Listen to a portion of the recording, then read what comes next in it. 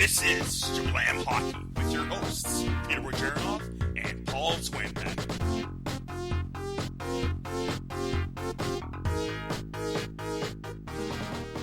Welcome back to Jablam Hockey for this week.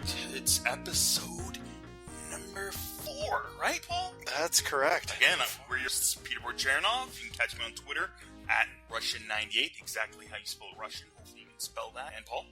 You can catch me at Zwambag, Z-W-A-M-B-A-G, which is also my last name, Paul Zwambag. Hey, everybody.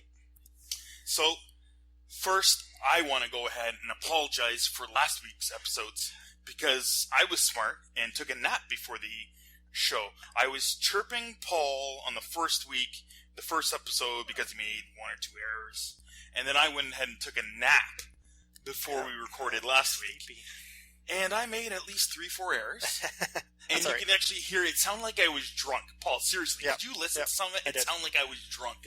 I wasn't drunk, folks. Slurring words. I was slurring at the end a lot, and that's because I took a nap. I just woke up maybe 45 minutes before we recorded. So I will try not to do that anymore. So you didn't nap today? No, I didn't nap today. We both just came from work, and we're doing the show now. I haven't had a drink in over 2 weeks, and as you know, I'm almost an alcoholic. So I'm trying to stop down the drinking thing. Good job. Trying to clean my life. So 2 good things I've taken away, which I love, and that's drinking beer and chewing tobacco, which I like to do at the same time. Not often, but when I do a little too much of it. But let's get into the show, folks. Trending now, the first thing we really want to get into is the All-Star format. The new All-Star format's pretty crazy, isn't it, Paul? Yeah, I think they fell in love with the 3-on-3 overtime games in regular season, so now they're going to go with 3-on-3 in the All-Star game, and they're going to wash it down big time. It's not going to be anything like an overtime game in regular season. They have nothing to play for. They gave them $1 million to the winner at the end of the game. Yeah. But these guys they got the vehicle too. They get the vehicle too. Yeah. So they're probably giving it to charity of some sort, and so they're not even going to do that. Yeah. So I don't think it's going to be as good as overtime games. Yeah, well, obviously they're going to be fighting much harder in regular games for the points and the wins and all that. All-Star is just like loosey-goosey kind of hockey. Well, and they already complained about it. There's going to be no defense. Well, now it's going to be 2-on-1s, 2-on-0s. The goalies are going to get left out to dry. And I wouldn't be surprised to see some goalie breakaways. Yeah, that might happen. I'm okay with so far 3-on-3 hockey. Yeah, it's pretty good. It's exciting. It's still new, so we're gonna have to see how it goes after a season or two to really get in and see what the numbers are and how it works. The coaches figure out a system. They're gonna defensive system. Yeah, they're gonna. But I think it's bog it down. It's kind of too early to already implement it in the All-Star game. I guess they want to do it because it's fresh and new. Let's do it. Yeah. But to me, that's already taking off the shine of it. By doing it already in the All-Star game. Yeah. All right. Well, what me and Paul are going to do right now for fun, because what they're doing obviously in the All-Star game is doing this 3-on-3 format. We're going to draft our own fantasy teams.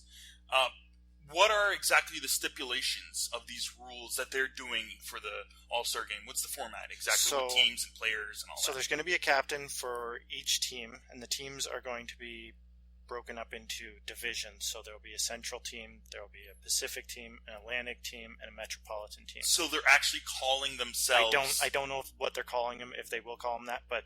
That's kind of how they're going If you play in the Central, you're playing on the Central team. That's how it works. Yes. So Crosby won't play with...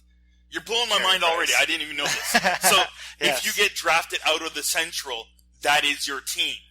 No, there is no draft anymore. There's no player draft. Oh my God! If you get picked to the All-Star game, a Boston Bruins, say Patrice Bergeron gets picked for the All-Star game, cannot play on a team with Sidney Crosby or Malkin or Ovechkin, or because he plays in the Atlantic Division. So whatever division you play in, you're playing with those guys in your All-Star game. Yes. So obviously Ovechkin and Crosby are probably going to be playing together. Yes. That's what you're getting at. Yeah. Okay. Good example on that. Yes. And then, so the captains will be voted in. They still want fan voting. Mm-hmm. So the captains are going to be voted in. The top 4 vote getters from each of those divisions will be the captain. I don't know what that'll stipulate. I don't think there is anything to do with being captains because there's no fantasy draft anymore. They got rid of that. Yeah, and that was kind of fun. That was a fun thing I liked about it. I heard the NHLPA didn't like it because the players were drunk. They just drank the whole time. So that was just Ovi. No. That was all of them? I guess Ovi would look the most drunk last year. Last year, yeah, and Foligno was pretty drunk. Oh, man, there was a bunch of guys, yeah. I think as fans we liked that. Yeah, that was funny. That was hilarious. The players opened up. They had fun. It wasn't like they were playing that same day. Yeah, and what do you expect? They all get together on their off time. The guys that didn't make the All-Star game. Where's the All-Star game? Where is it? What Nashville. city? It's in Nashville. Yes. But it's usually in Vegas. No, that's just that's award the awards. Show. That's the awards. There's my first error. But yeah, I'm just thinking about partying wise. But Nashville's a good place to party, from what I've heard. Yes, and each team is going to have 11 players, broken up as 6 forwards, 3 defensemen, and 2 goalies. Mm-hmm. Okay. And then they'll play 3-on-3 format tournament, 20-minute games. The winners from the East play each other, so Metropolitan and Atlantic will play each other, and then the Pacific and Central will play each other, and then the winners of those games play each other. That's it. Let's just go straight to the next topic. All right, let's do it. Fantasies. Yes. Up and down. Who should be picked up and who should be put down and laid to rest? Well, okay, I'm going to start with the drops because the pickups are going to lead into the drops. So let's go fantasy drops. There's one guy that's 41% owned, Ryan Callahan. He's not having a good year. The past 2 weeks, he's got 0 goals, 1 assist, 1 point. How is he still 41% owned? He should not be 41% owned. I'm dropping Ryan Callahan if I have him in any one of my leagues. Is Callie picking up a lot of penalty minutes or not? He got not even season total 2 penalty minutes. And wow, that happened that's in the past low 2 for weeks. Callahan. So there's no reason to have him on your team. He's not helping you in any of the categories. 8 shots on goal in the past 2 weeks. He's ranked 567th. Are they putting him on the top line with Stammer? No, he's been 3rd, 4th. There you go. He's just not playing well. So if you got him on your roster, get rid of him. Another guy that is not having a good year and was playing with the Sedin twins, Radim Verbata. He's got 9 points on the year, 3 in the last 2 weeks. Not good enough for a top line player. No, and he's 52% owned. He should. I have him in my dynasty league, and I am seriously thinking of dropping him. Well, you're not playing him. No, I'm not. No, with other guys. No, but I haven't played him. I think I'm going to drop him. I just have to look what's on my waiver wire. It's a very deep league, 16 teams. I think we have 30 guys on our team, so he might be worth holding on to if your league is huge. But in a 10-team league where you're only got 12 guys on a team, there's no reason to have Verbata on your team. Yep. Another guy that's having a rough go, and this is all due to McDavid's injury, Nail Yakupov, 50% owned, hasn't scored a point since McDavid's been out. No, sorry, 1 assist since McDavid's been out. I watched 7 games. I've been watching the Oilers, and I still think Yakupov's been playing all right. They're just not gelling with the new lines and stuff like that. So if your league is small and you don't think anybody's going to pick him up because he is having a rough 2 weeks, get rid of him and keep him on your watch list for when McDavid gets back. And that's not going to be for a while. No, and even within the new year, January, McDavid still might not be back, but then you could pick Yakupov back up. Yeah. Or if he starts getting hot, pick him back up. But there's no reason for Yakupov to be on your team right now. It's just he's too cold. Yep. The goalie, this is well known, Mike Condon. Get him off your roster. Yeah, because Price is back. Price is back. There's no reason for him. 27% owned. That's probably because he is a viable backup, or people just haven't dropped him yet because Price is back, and they wanted to see if Price was coming back and was going to get his game back, and he's shown it in the last 2 games. So Mike Condon, get rid of him. I just dropped him for... Yeah, good choice. Because we said Reimer last week that we should pick him up. So good job. So with those guys, we're dropping a lot of right wingers. So a right winger that is having a great 2 weeks right now, P.A. Parento. I've been saying since the beginning of the season, he's looked very well on the Leafs' power play. Yeah. And that's pretty much where he's getting most of his points. Yeah. He's got 4 goals, 1 assist, 3 are power play points. So you're correct, Peter. And that's just, is that within the 2 weeks? Last 2 weeks, yes. That's right, because he's got 4 power play goals. And he's ranked 39th in the past 2 weeks out of all Yahoos. So, strong. Yeah. So if you're dropping Callahan, pick up Parento. He's only 4% owned, so I guarantee you're going to be able to pick him up. Another guy that we already spoke of in the All-Star break was Boone Jenner, 46% owned. He's having a great 2 weeks, 4 goals, 4 assists for 8 points, 4 power play points. He's shooting the puck, 17 shots on goal in those 7 games in the past 2 weeks. We'll be talking more about him in the Team ISO in the next episode for sure. Good. And he's ranked 11th, so he's 46% owned, so you might not be able to get him. So if you can't get Jenner, get Parento. A defenseman, if you need a defenseman, we didn't talk about dropping any defensemen, but Jared Spurgeon is having a good 2 weeks, 1 goal, 4 assists for 5 points. Getting that from the back end is a great number. Yeah. He's been playing really well for the Wild. All right, so you dropped Condon. What goalie to pick up? Reimer's probably been picked up by most guys because he's having a good year. Yep, he's already been picked up. So a goalie that you could look out for, Linus Ullmark. The All-Spark, as I like to call it. Yes. Because I'd love to see the Sabres play the Maple Leafs and have Optimus rhyme against the All-Spark. Oh, wouldn't that be fantastic? Ullmark, yes, he's playing well for the Sabres all the nerds are just... Minds are being blown right now. 12% owned, so you're probably likely to get Ullmark. So the Sabres are pretty much using him almost as their number 1 starter lately. Pretty much, and Leonard's still gone for a while, so he's going to get the bulk of the starts. Yep. Johnson's going to get some, but Ullmark is playing pretty well. And Sabres aren't winning a lot, but his numbers in the past 2 weeks, 1.94 goals against average and a .930 save percent. They have 4 games this week, back-to-back Friday, Saturday, so he's going to at least get one of those. Pick him up quick, folks. Yeah, get him, because Friday, Saturday, one of those is against Nashville, and they're not scoring very much right now. So get him.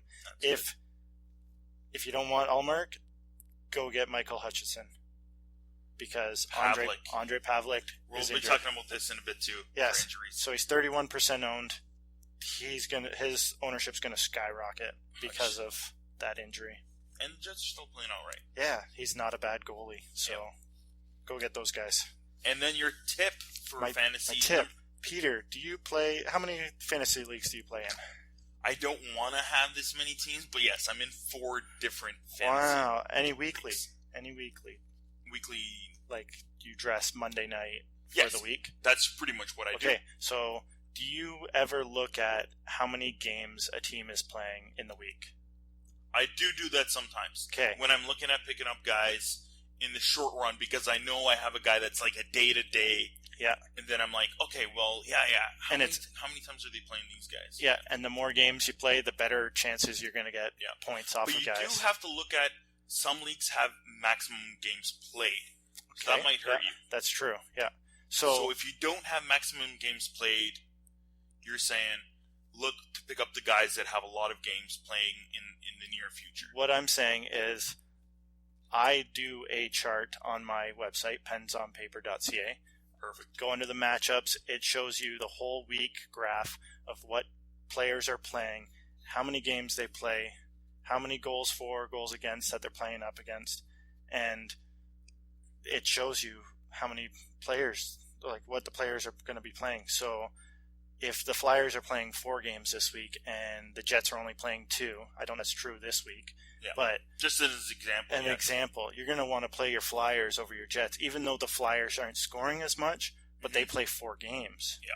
So if you don't have a maximum game per week, play your Flyers over your Jets, because in a weekly, once you set your lineup Monday, no matter what happens the rest of the week, you can't change your lineup.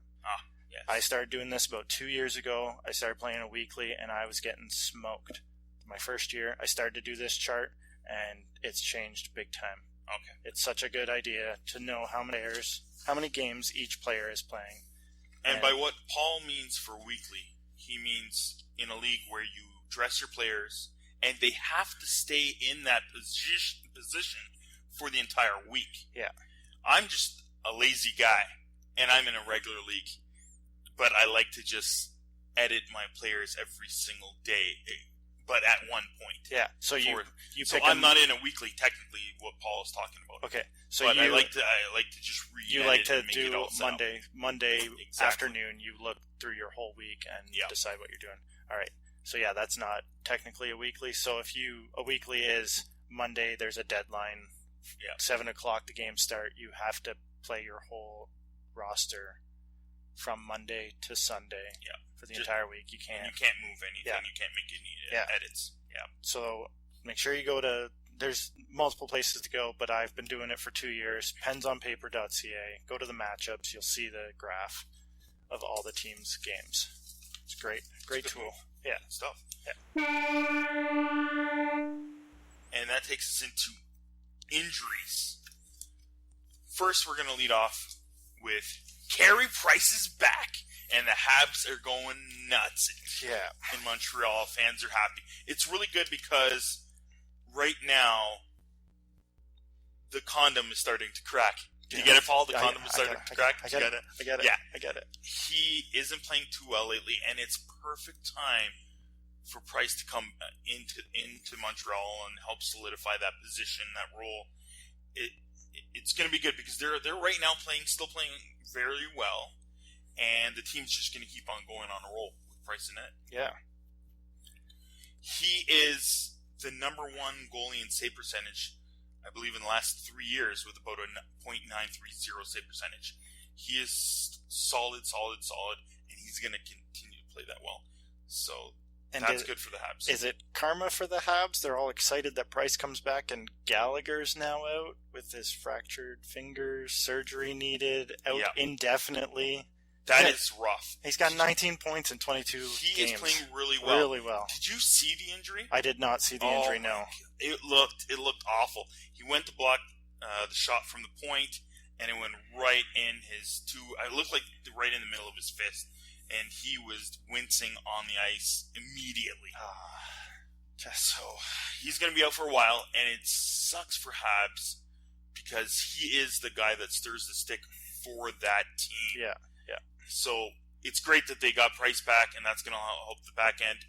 But with Gallagher out, that's going to really help some scoring because he's filled in that niche of not the top line scoring in the second or third line. And Gallagher's been putting up a lot of points. He's been playing really, really well. And now that he's out, this is not good. No. Doesn't help them at all. Andre Pavlik, we mentioned this earlier when we were talking about Michael Hutchinson. He's going to be out for a while. Out with a knee sprain until at least the end of December. They put him on IR tonight, so if you do have Pavlik on your fantasy team, you can put him on IR and go get that Hutchinson that we talked about earlier. But that's a big hurt for the Jets. He's underrated in my opinion. Yes, yeah. He was solid for them last year. He's been pretty good so far this year. Yeah. So that's gonna hurt the Jets. Yeah, and luckily they do have Michael Hutchinson to come in. I really want to see Connor Hellebuck come up. Yeah. Their young guy that played the Team USA World Championship last year. He was really good, and hopefully he gets some time in as well. But Hutchinson can take the work. He's played well in stretches for them. Yeah. So. Guys returning. We were talking about guys that are out. Paul Stastny's back. That's going to be good. His foot injury. For the Blues. Yes. Another guy that's back. We talked about Red Abera last week. He's kind of fallen off. Now Semyon Varlamov's back from his groin injury, and I don't think Berra is going to keep. We talked about it last week that he could keep it, but this past week has been rough for him, and I think Semyon's going to come in, and if it depends who gets streaky now for them. Yeah. So because Varlamov hasn't played that well so far this season before his injury. So if he plays well the next 2-3 games, he'll get his number one position back. Yeah. But if he doesn't, it's going to be Varlamov for a bit of a stretch. Yeah. So for fantasy pickups, just beware what you're doing there. Yeah. That's pretty much it for injuries. All right. Then we're going to prospect of the week. Prospect of the week. All right. My prospect of the week was a difficult decision. I really had to... You had a few guys. I had a few guys. I'm not going to name them all because... Well, I'll name a couple. Mitch Marner had a great week. Leaf fans are... They're open up their ears. What? How did it go? Why didn't he make the team this year if he's playing so well? No, let the kid dominate down there. Yeah. Let him have fun. So he's playing well. Who else? He's playing well. Pavel Zacha had a great weekend. But I wanted to get out of the OHL. I feel like the OHL is always focused on. So I'm going to the QMJHL. We talked about it last week that nobody pays attention to the QMJHL. Well, I'm going to make you pay attention to the QMJHL with Maxime Lazarev from Cape Breton Screaming Eagles. 9th in QMJHL scoring. Nice. He is draft eligible this year. So like DeBrincat last week of our prospect of the week, he is a draft eligible for 2016. He's Russian. Born in Kazan. I love him already. Akbar's Kazan. Did he play for them? No. That's too bad. He plays in Cape Breton. Yep. He played the Canada-Russia series that they put on the CHL against the Russian juniors. Yes. Played this past week. That's why he's my prospect of the week, because he played 4 games over all the other juniors that have been playing 2 games, 3 games. He's playing them all. He had 3 assists in 2 games for that Russia-Canada series. So that's a 1.5 per game. Then in his QMJHL league, he played in Charlottetown this week. They played a back-to-back, and he got a hat trick in his first game. Wow. With an assist, carried his team to a 4-2 victory, and then they went back to Cape Breton, played a home-and-home, and didn't score, but he still put up +2, and they won again. So I think Maxime Lazarev is a great prospect of the week. Go and pay attention to the QMJHL. They're a good scoring league. Cool, and that's it pretty much for today. It was a long one, Peter. It's a long one. It was. That I think All-Star we're going to have to edit this one, Paul. The All-Star game. We might have to. But again, what Paul said earlier, we did draft the All-Star teams. Yes. There's 4 of them. Yeah. We're going to put them on our Twitter account, @JablamHockey. Yeah. We're going to post them there. And stay tuned for next episode, because we're going to team ISO the Columbus Blue Jackets. All right. Again, for Jablam Hockey, I'm your host, Peter Bergeronov. And I'm Paul Zwanbeck. See you guys next time. Bye.